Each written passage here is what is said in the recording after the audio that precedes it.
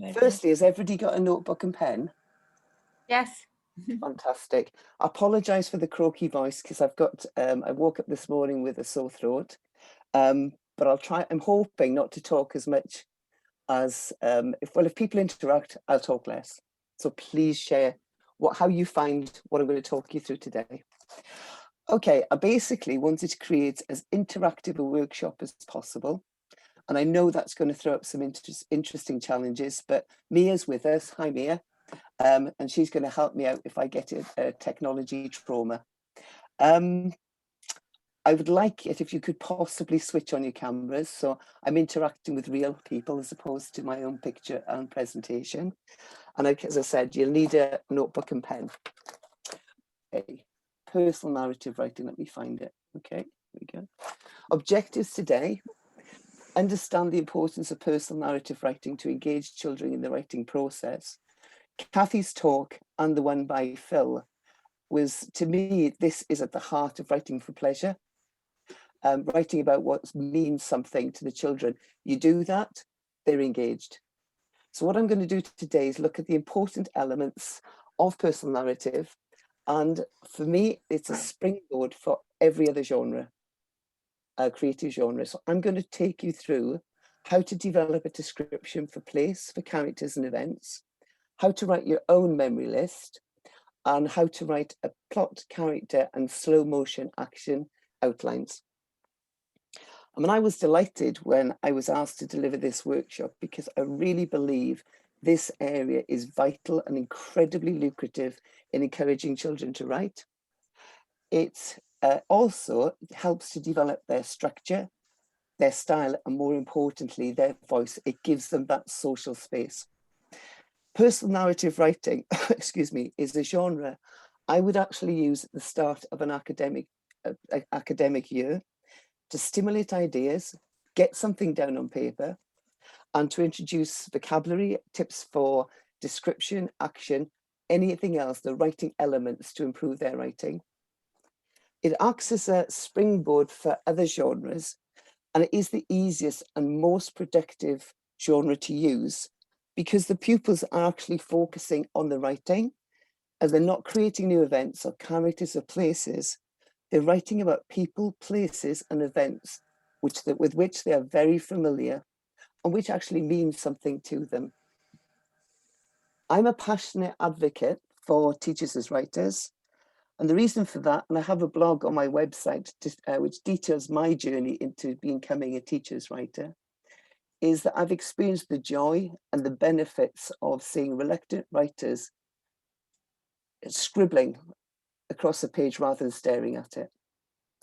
I'm hoping that I'm inviting you to all join in today, and hopefully we will write an outline of one of your own memories, which I hope you're inspired to go and complete after the workshop. I think that completing the activity gives you a far greater insight into what works and what doesn't work. And I'm hoping that at the end of the session, we'll have time to share how you found the experience and to feed back to me some things that you might have tried that might have worked as well.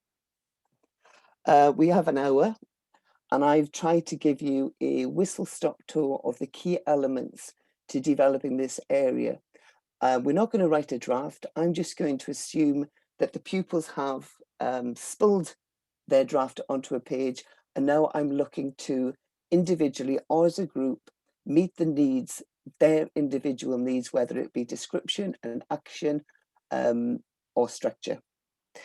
You can always get in touch with me directly. My website and my email at the back of the presentation. If you want any guidance or any extra resources, please get in touch, and I will email you at the end of today or tomorrow the presentation. So if you need or you think it's something you can do as a CPD, you're welcome to use it. And I'll also email you the final draft of my own memory, Rusty the dog. Okay. What is personal narrative writing? It's self-explanatory, I think. It's tell stories, personal stories. You relive an event or an experience from your own life and you share it with others. A memoir is slightly different because that's examining the meaning at a specific point in your life, what it meant to you, how it changed you, how it made you feel, basically what you learned from the experience. Okay. Why I think personal narrative writing is important. Sorry, excuse me. And this is something I think Phil and Kathy touched on. Too often pupils think of writing as a school activity that's got nothing to do with their home life. This genre will bring home and school together, but more importantly, it actually gives writing a personal and meaningful context. It gives them that social space, something they're familiar about, and it gives them, I think, what did they call it? The ability, they feel able to write. Reading about, I don't know if anybody else is a fan of autobiographies, I certainly am. Reading about other people's lives and experiences can resonate with all of us, particularly if you've experienced something similar. Writing about those events and feelings can be a moment of reflection and understanding, and it helps people when they're trying to make some sense of something that's happened to them. This, being Welsh and having shared so many Welsh songs, poems, and my own culture with pupils in the classroom, I think it's an ideal vehicle for welcoming and celebrating different cultures, experiences, and stories into the writing curriculum. From my own personal experience, it promotes knowledge, understanding, acceptance, and more importantly, appreciation of those different cultures, which I think is particularly relevant at the moment.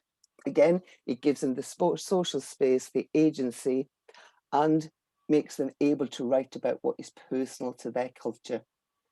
They're not writing for a task set for a teacher or an assessment piece. They're actually writing something they chose to write about and share.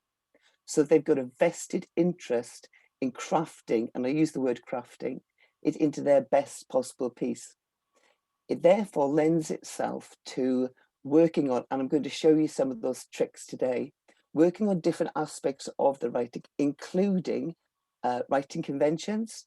I would use mini grammar lessons with this genre, specific to either the needs of the individual or a group. Okay. Right, like any story, it's got people, places, settings, and events.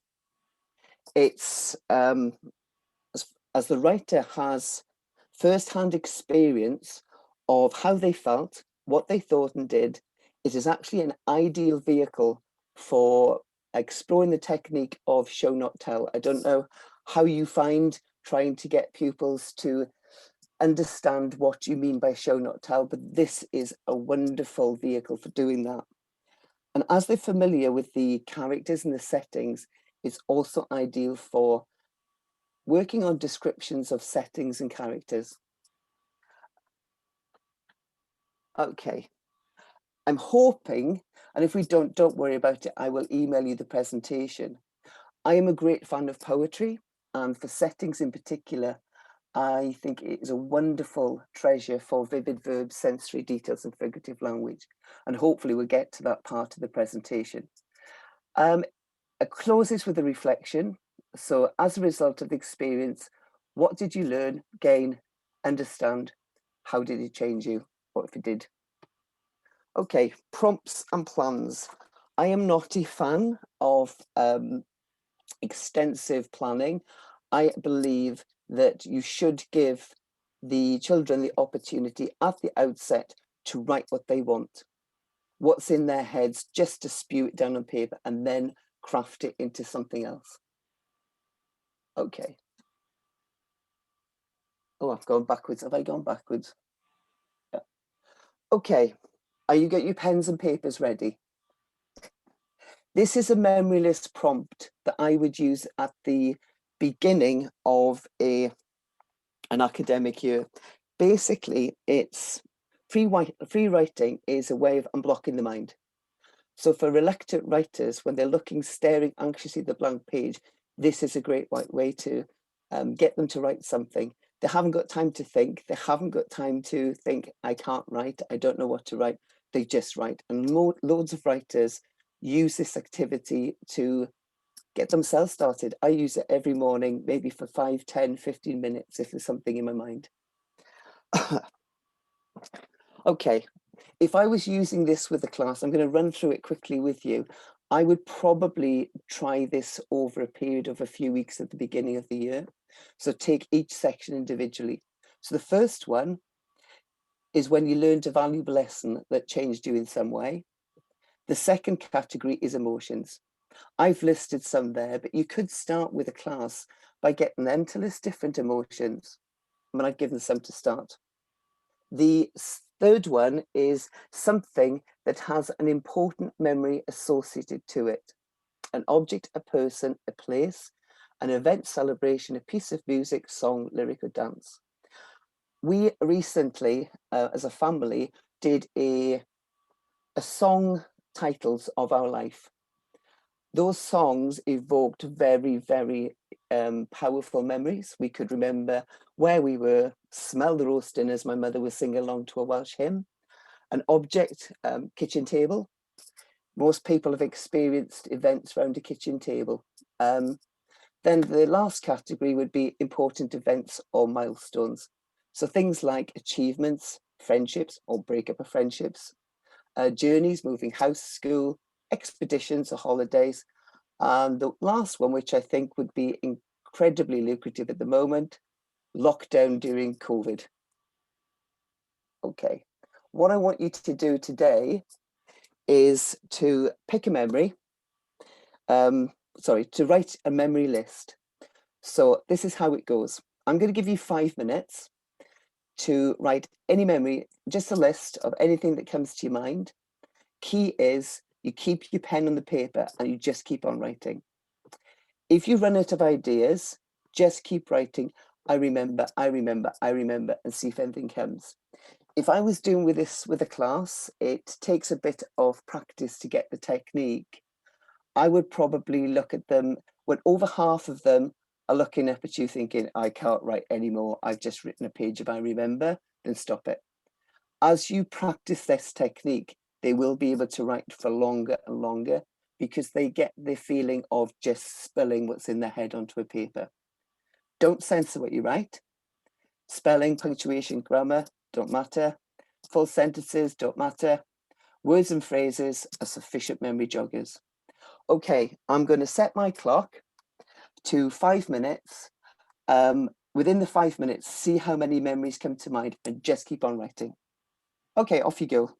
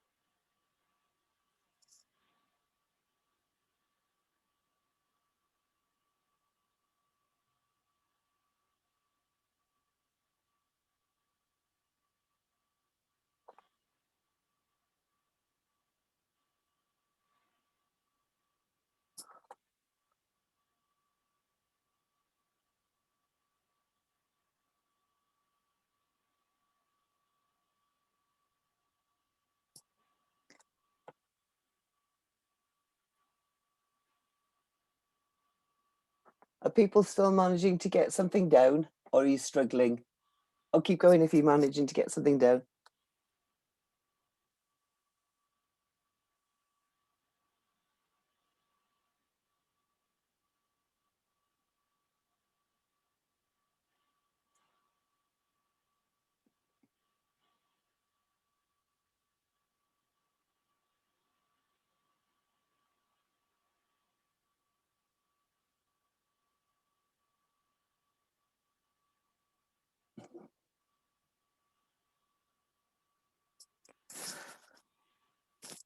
Okay, less than a minute.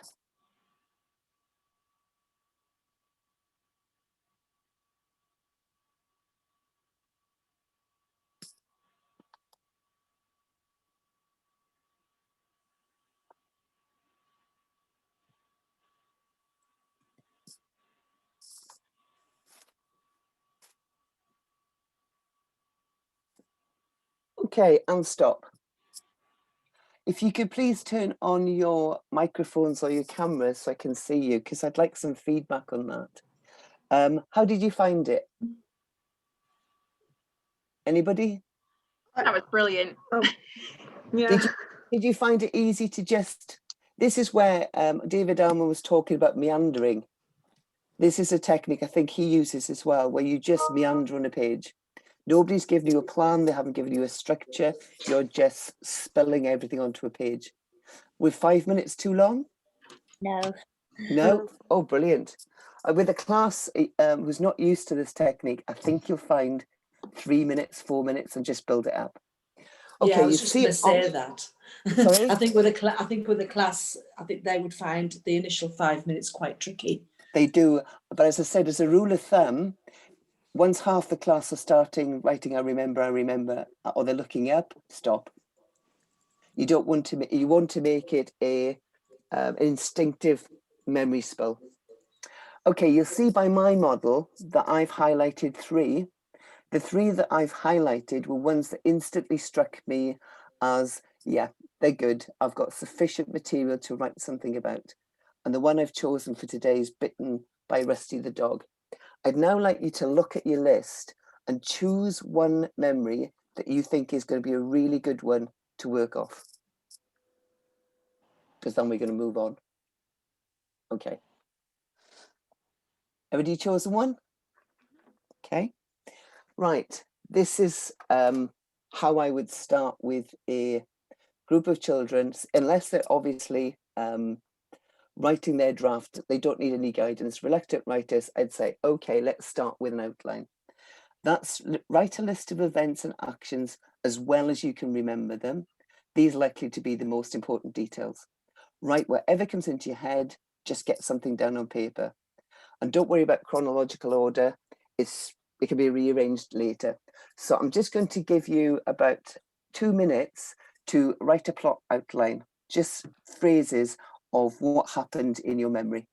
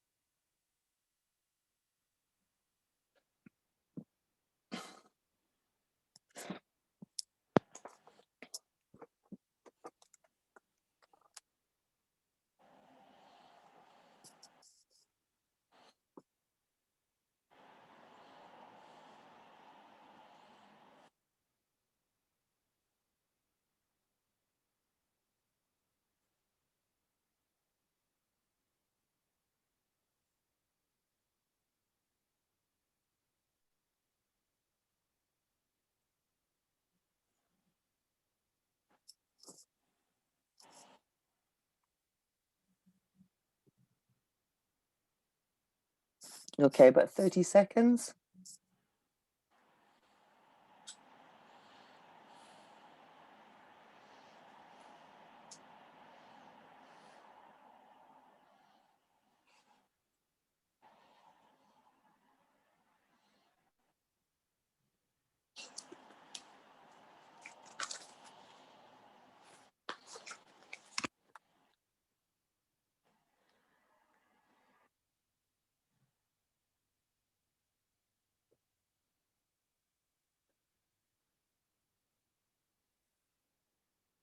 Okay, and stop. I'm hoping that after the workshop, you'll go and finish off the things that we've started today. Unfortunately, I haven't got time to run through them all and give you too much time.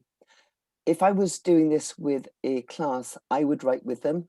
So I would have done my own model outline, which, you know, demonstrates it is just all bits and pieces, events that I can remember for Rusty the dog. And as you can see, the last one is embarrassed, didn't want to go to school.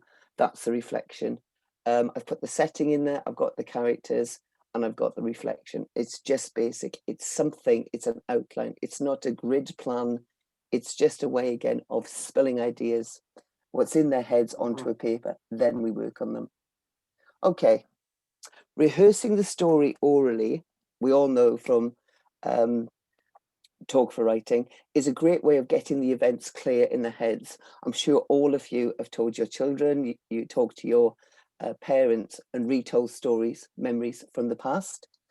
It's a way of getting events clear in your head, and sharing it actually highlights the bits that you're missing, the description and the detail. I don't know how many stories I've told and people have interrupted to say, you forgot.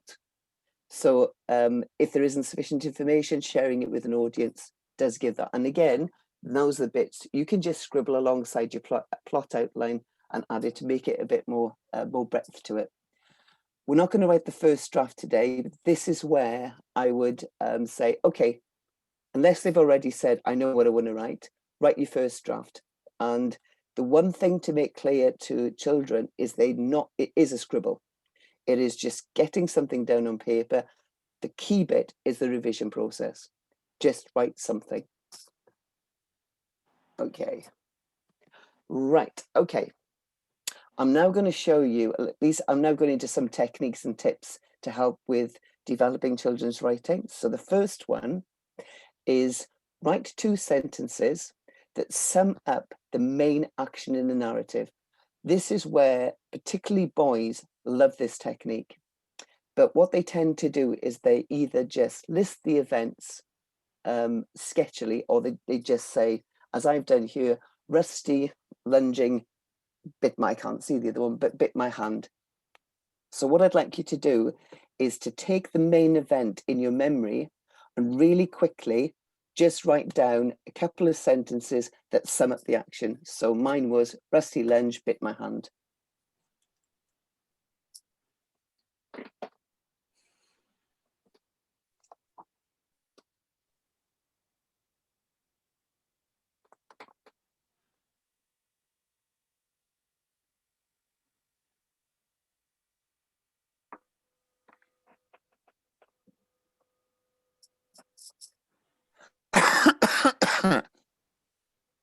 Okay. Has everybody managed to get something down? Okay, right. This is a tip that I have found really, really successful with using the revision process with youngsters. Is first one, left-hand side, double the margin, draw another margin. So when they're revision, they could got a bigger space to start and make notes. Number 2, double space the writing. Leave a line between every sentence, every line, leave a line. Between paragraphs, leave 2. So you're giving them space to make comments and start. I would then copy photocopy that writing, and I'd give them an A3 sheet of paper. So for example, the main ones I come across where revision is necessary is the action, the main action. They've just skipped over it, and that is the main event. So I would get them, so my paragraph here, I leaned over the gate and went to pat Rusty on the head.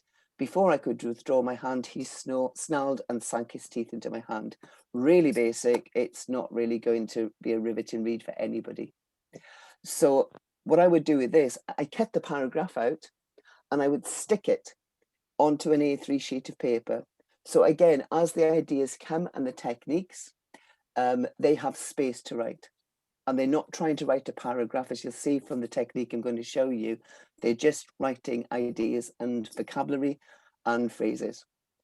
Okay, so if I was putting this in my revision margin, I would say add more suspense, slow down the action, and add more detail. Okay, slow motion. Again, with boys, I would use this drama. They love to write about the video games they play. And I remember one occasion, I had boys who wanted to shoot everybody. So they just shot them and that was the end of it. So I used drama, and this technique eventually managed to show them that you could make a story far scarier without any guns. I used the slow motion technique to say, well, let's just make it a bit more interesting. And basically what happens is you take the main action, that couple of sentences you've written, and you slow it down by listing every single action, however small, step by step. So I'll show you mine. I put, went to stroke him and he bit me. So instead of doing that, I've broken it down. What did I do? I swung my satchel off my shoulder, edged closer to the gate, leaned over the gate, eyes fixed on Rusty, reached out my hand, stopped, checked his tail was still wagging, reached out a little further to sniff for him to sniff, hand steady but pulse racing, growl from the back of his throat, jerked my hand back, snarled and lunged for my hand. So I've taken two sentences and I've broken them down step by step. You don't have to use every single one, but it's a brilliant technique for building suspense in the main action. So I'd like you now to take the couple of sentences that you wrote about your main action and use that technique to break it down into step-by-step actions. Just imagine what you would have done. I can't remember if I swung my satchel off my shoulder or not, but I thought I'd stick it in. So just, if you can't remember it, think what you would have done. Okay, just about 3 minutes for that one.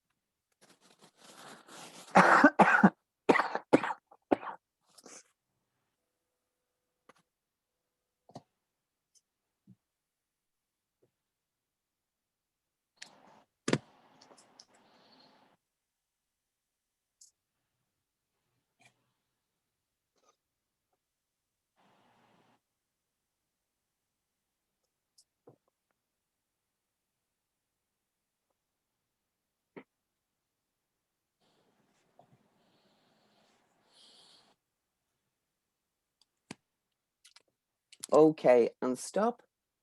I'm really sorry I'm rushing you all through it. I hope you go back at the end of the workshop and have another go. It's just I had so many tips I wanted to share with you. I tried to squeeze them all in. Did you find that? Really enjoyed it. Was it good? Okay, I'm going to show you. This is where the writing craft, you can use this genre for so many different things. That slow motion technique with the young boys who wanted to do action adventure, I used that, and I used drama with their own events. I made them say, well, that's not clear. Do you want to act it out? And then we would write down what they did. So we'd help them. And with my paragraph, which I've written here, what I would demonstrate with that is how when you're building up to an action, you start slowly. So you've got longer, more complex sentences. And as you see from the end, when the action, as he was going to lunge at me, I made them shorter. Number of sharp, short sentences, bang. So I would show them how a rhythm of a piece and pace by showing how I'd use long, complex, and then cut them short as you come to the main action. All right. Alison, Sonia says it makes you think much more clearly. It does, without putting those restrictions and those barriers around them. It's just right. I remember the greatest compliment I had from a group of teachers I went to work with said, I actually feel I want to write myself because they're not constrained, and that's what the curriculum does. Rusty didn't look like this, but it was the best picture I could find of a rather grumpy dog. Okay. Number of ways. Sarah, sorry, I'm Yeah. not quite sure how to say her name, but she says, what I like is a clear scaffold and structure that can be used of own choice and ownership of writing, giving that much needed control. Yeah, absolutely. And for each of you as teachers, you're individuals. You can adapt this to whatever suits your class or yourself as an individual. I love drama. I mean, some of my more reluctant writers would first thing in the morning say to me, are we acting today? Because they saw that as a vital part of the writing process. Okay, character. I love this technique and the kids love it as well. I call it the detective forensic investigation. They love that just in itself. So my first draft, there's hardly anything about Rusty the dog. And again, in my margin, I would have starred, add more description of the dog. So you could do it two ways. I said, I don't like structure, rigid planning. You could brainstorm physical features, characteristics, or you could do this. Okay, this is how I would develop a telling sentence into show, not tell. And this genre, again, is ideal because they knew how they felt, they knew how they thought, and they knew what they did and the why. So, telling sentence, I was nervous of Mrs. Thomas's dog. If you take your personal narrative, write one telling sentence, presuming you got a character in there. How did you feel about that character? Did they make you feel angry, sad, jealous? You loved them, you hated them? Just one telling sentence. I've put, I was nervous of Mrs. Thomas's dog. So you need the emotion and the character.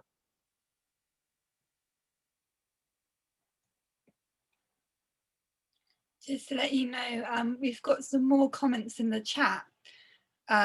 People were saying that writing becomes accessible once you use this technique. People remembered a lot more than they thought. They wrote memories that were triggered by the activity. And this is what happens. If they couldn't remember, they embellished. Oh, yes, Rusty the dog is embellished. Yeah, and someone else said this is a really clear structure that, so I'm losing my voice as well, that I think will give our staff confidence to write in front of their class. Brilliant, fantastic. Oh, I'm going to go home happy. Oh, I am home. Oh. Yeah, so okay. That's about 6 comments, so everyone's getting quite confused. Anybody give me one of their telling sentences? Anybody prepared to share their telling sentences? No? I don't mind sharing mine. Go on, Mia. Mine's just, I wanted to know who my sister was. So Wow. Okay. I won't do the forensic investigation on that, but what this means is when you're saying to a child, a pupil, that's a telling sentence, tell me more, this is layers. So what do I want to know more about? So when you're doing a mini conference with a writer, young writer, oh, why did Mrs. Thomas's dog make you nervous? So they'll give you a little bit more information. So I've just put, he was yappy and temperamental. Don't expect young pupils to use temperamental. They would have said sometimes he was nice, sometimes he wasn't. So then you ask another layer, oh, what did he do? And that's how you just keep layering, and you can use a mixture of open and closed questions depending on what they're giving you. Mrs. Thomas's dog, what did he look like? What was he called? I'd like you to take your telling sentence and develop at least 3 questions, pick out a couple of words that you think, oh, okay, fine, and ask a couple of questions on that. We've also got some more telling sentences on the chat. So Sarah said, I loved my granddad. And Sonia said, I was driving my car with my son, Alexander. Wow, brilliant.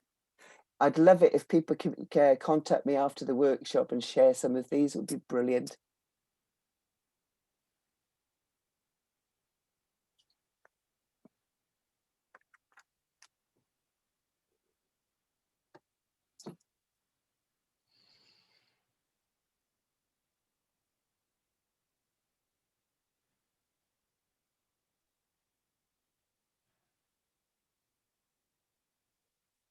Okay, sorry, I'm going to have to stop you there. Anybody prepared to share any questions, the types of questions that they wrote?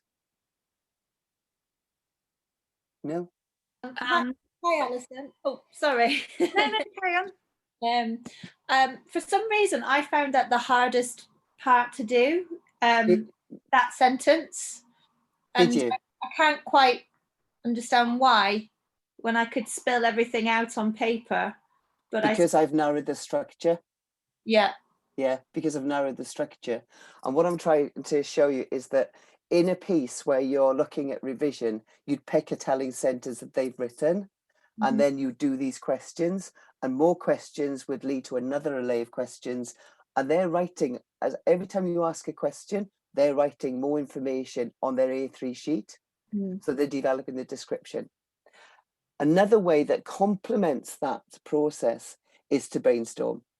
So you'd say physical description, personality traits, what actions, any distinguishing features, and again, you would just spill it onto the page without too much thought. I've given a checklist here. I'm not really keen on them because I've seen children with plans, they fill in every single category. And what happens is that you have a unwieldy description and the key features are missed out. They're just lost.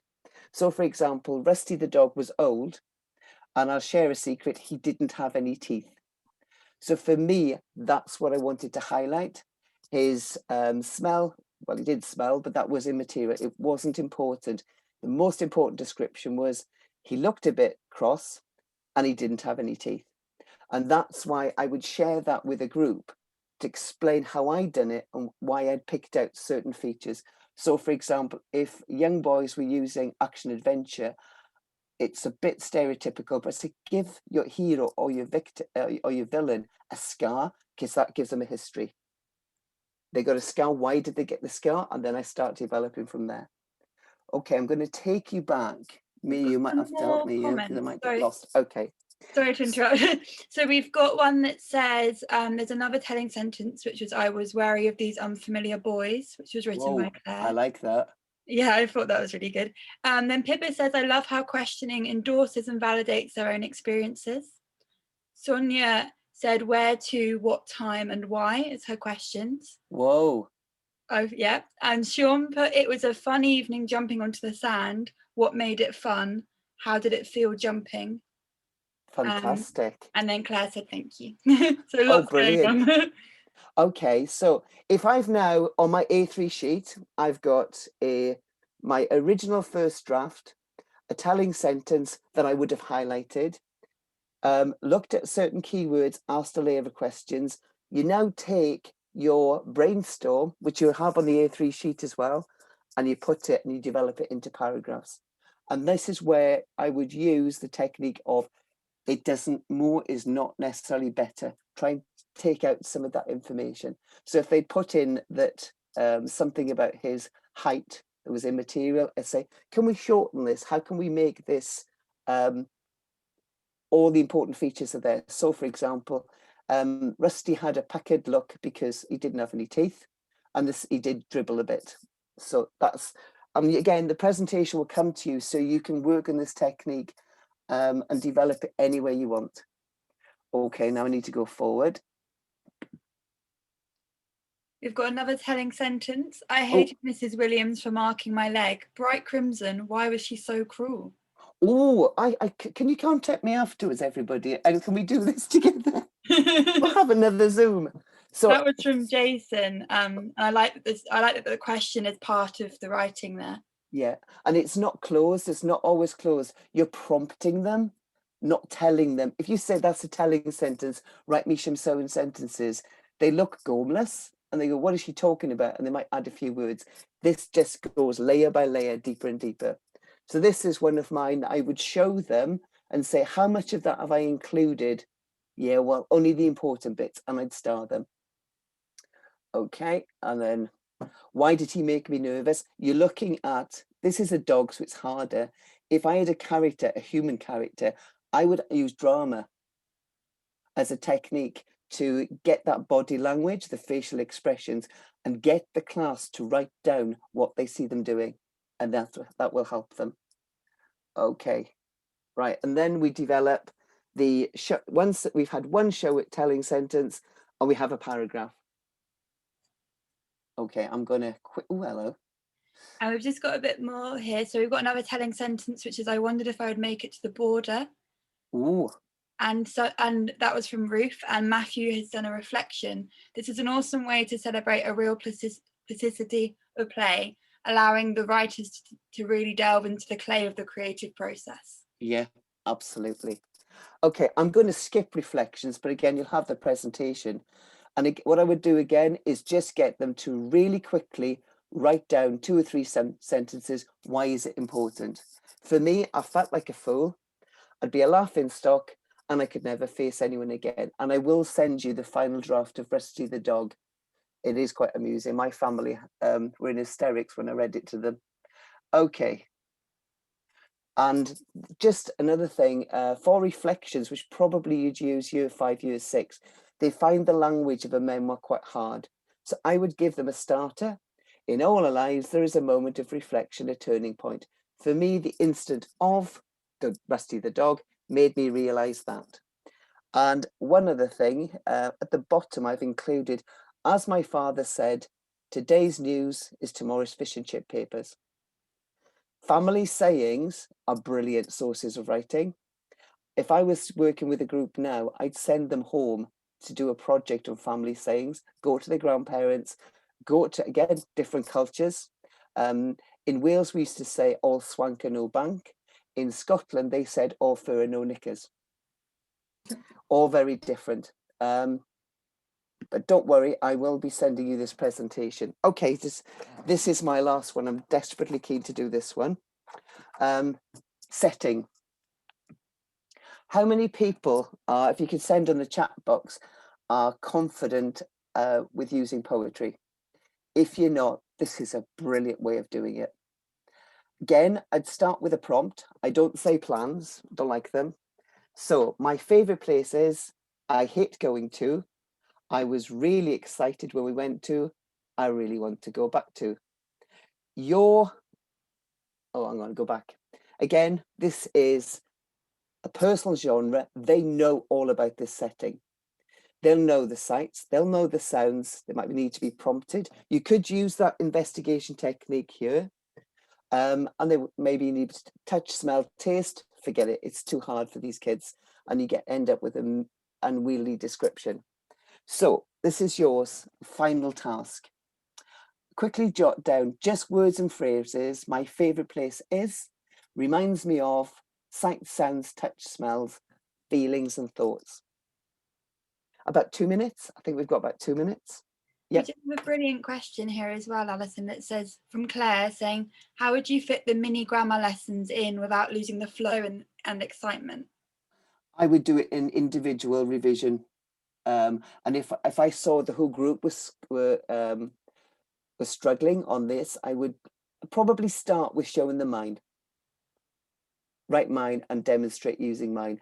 And often I've given mine for the pupils to review, and trust me, they're lethal. So they come to me and they'll ask the questions and they will star my work and say, oh, you need to give more information on that. But that takes time, and it is about being a writing community as a class.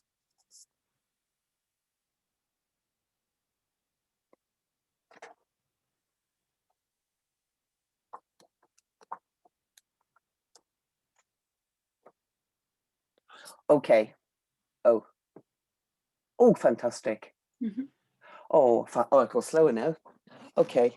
How is that too short? Do people want some more? Okay. I will. Oops. Here's mine. During lockdown, I couldn't go home to see my parents in Wales. So I used this technique. I wrote a poem called Brainstorm, which is I'm home. And again, I shared it with my parents, what I missed about home. I live by the beach. I was a beach bum, basically. And my favourite place is the beach, and it reminds me of home. So I took and just brainstormed sites. Often I would find on this, I might need to prompt and help youngsters to, again, you can use the investigation technique, but I might look at pictures. If there was a holiday destination that they went to regularly, I might pull a picture up on the internet, or say bring a picture in from home and help them with the vocabulary. Touch, simple techniques about, if you're on the sand, obviously it's the sand. Smells, often they need help with that. And recently I wrote Descriptosaurus with Adam, story writing, and I put a lot of effort into giving just little tidbits and clues and words for smell. Sounds, they find that a little bit easier. Feelings, I think that's the really important one. How does it make you feel? For me, it was calm, comforting, and I've put in capitals, it was home, which is Brainstorm. And it brought back lots of memories for me of playing on the beach and swimming in the sea as a child. So after the workshop, I hope you go and develop what you've written into a piece. Now, this is, I wanted to actually first, had two choices. Johnny's doing the poetry, but I love poetry.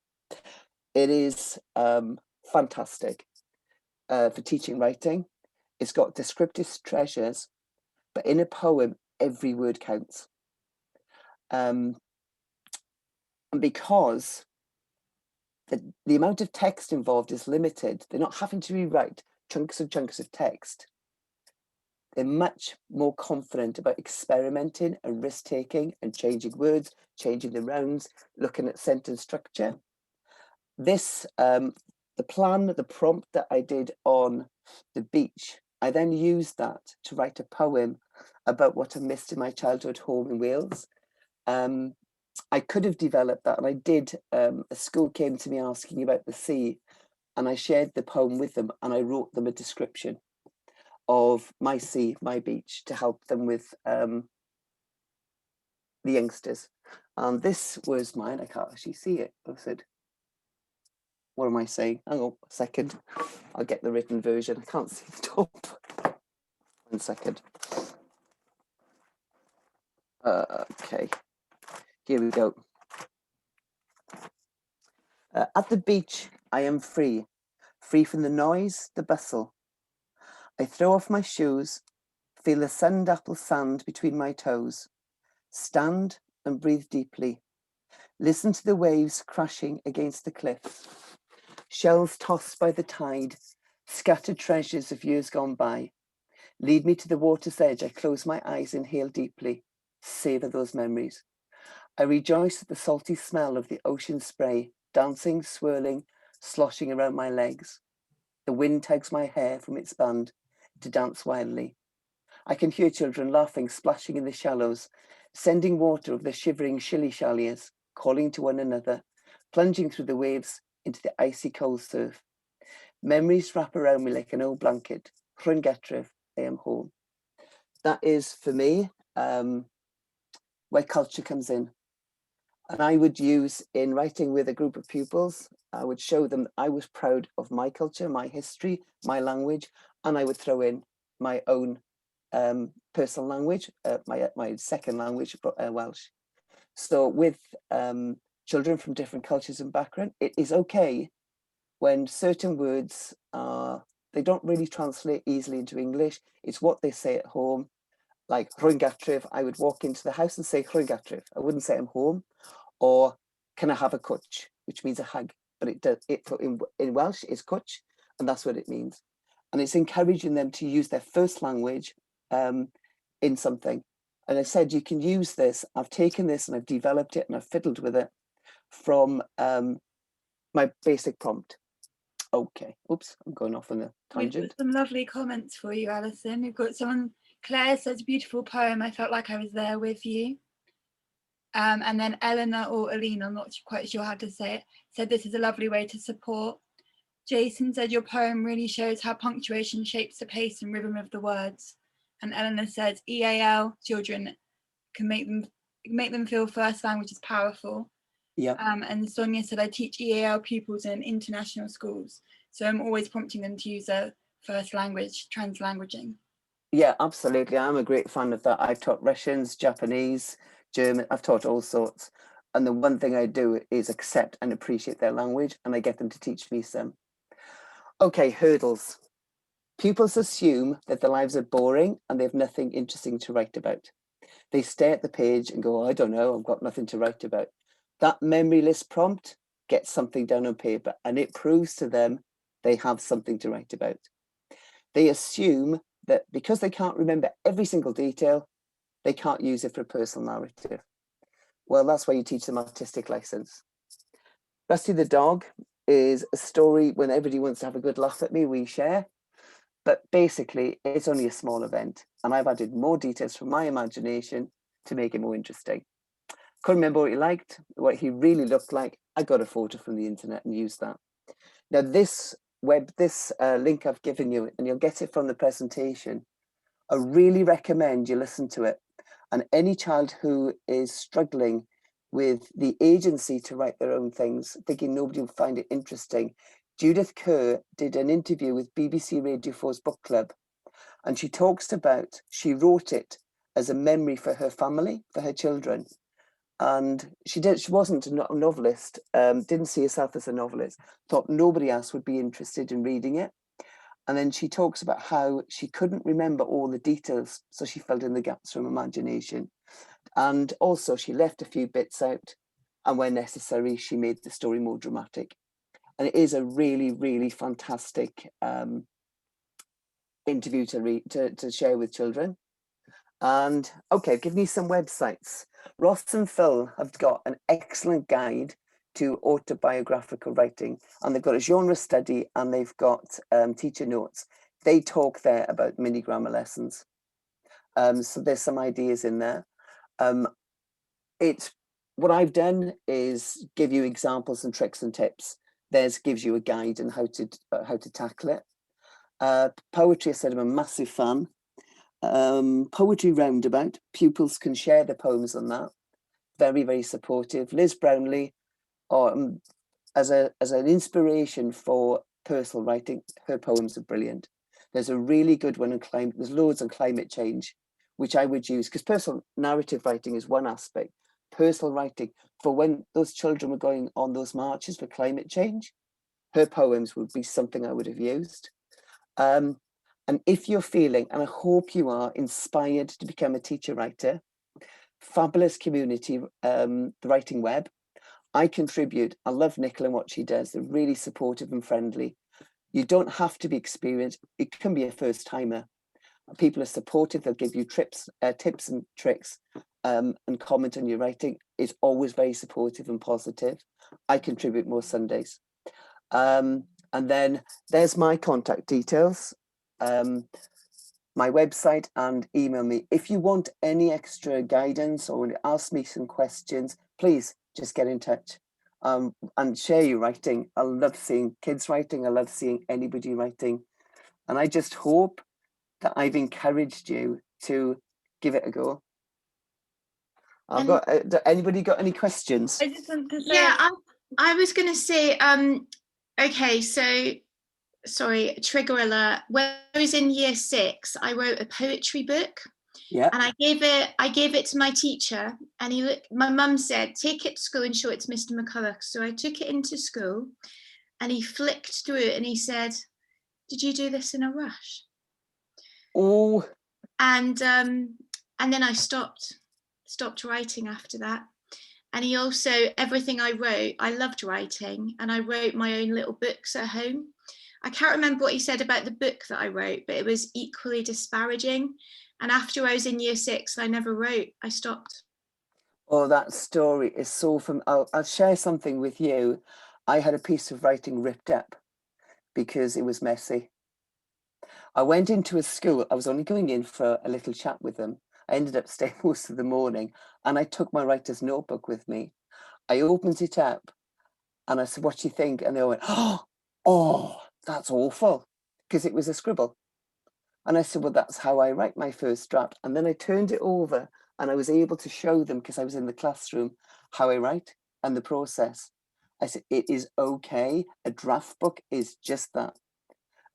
Yeah, I had the same experience. And you'll notice it says Alison Stevenson on the top. I write in my maiden name, Alison Wilcox, as a tribute to my parents, who kept telling me, right, you can write, you want to be a writer. Alison Stevenson was the person who got their piece of paper ripped up, and it's heartbreaking.